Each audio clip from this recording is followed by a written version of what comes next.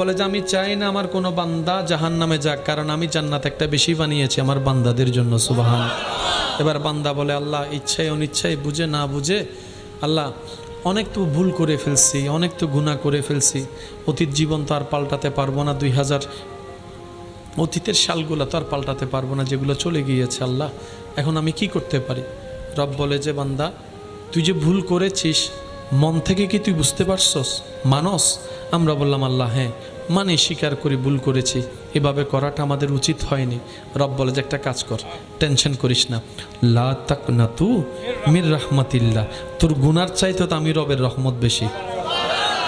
আমার মতো একজন রহমান থাকতে তোর এত টেনশন কি বান্দা?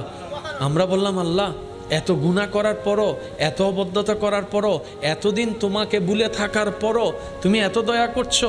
রব বলে যে এটাই তো তুই বুঝোস নাই আগে, তোর মা যদি তোকে জন্ম দেওয়ার কারণে এত মানুষের চাইতে বেশি তোকে ভালোবাসে, তোর মা তো তোকে পেটে রেখেছে, তোর মায়ের পেটে তো তোকে আমি আল্লাহ তো দান করেছি। সুবহান আল্লাহ। তোর মা তো তোকে পেটের মধ্যে শুধু রেখেছে, আমি আল্লাহ তো কুদরতিভাবে তোর মায়ের পেটের ভিতরে তোকে গঠন দিয়েছি। তোর মা তোকে যদি একটু ভালোবাসে আমি আল্লাহ তোকে 1000 গুণ বেশি ভালোবাসি। আল্লাহ পাক বলে যে বান্দা আমি আছি, তুই টেনশন করিস না, মন ছোট করিস না। আল্লাহ এখন আমি কি করব? রব বলে যে একটা কাজ কর, তুই শুধু মন থেকে আমার কাছে তওবা কর। কঠিন কঠিন কিছু দেন, একদম সহজ। দেখেন তুই বান্দা শুধু মন থেকে তওবা কর, আমি আল্লাহর কাছে কান্নাকাটি করে তওবা কর। এবার বান্দা বলে আল্লাহ আমি তো শুক্রবার ছাড়া মসজিদে যাই না, এটা সবাই জানে। আল্লাহ আমি শুধু মসজিদে যাই শুক্রবারে, এখন আজকে সোমবারে যদি আমি মসজিদে যাই সবাই তো দেখে বলবে যে নিশ্চয়ই সে কোনো অঘটন ঘটাইছে মনে হয়, সেজন্য বাঁচার জন্য মসজিদে গেছে কান্না করছে। আল্লাহ আমার কেমন যেন একটু লজ্জা লাগছে। রব বলে যে ঠিক আছে যা, তোর মসজিদে যাওয়ার দরকার নেই।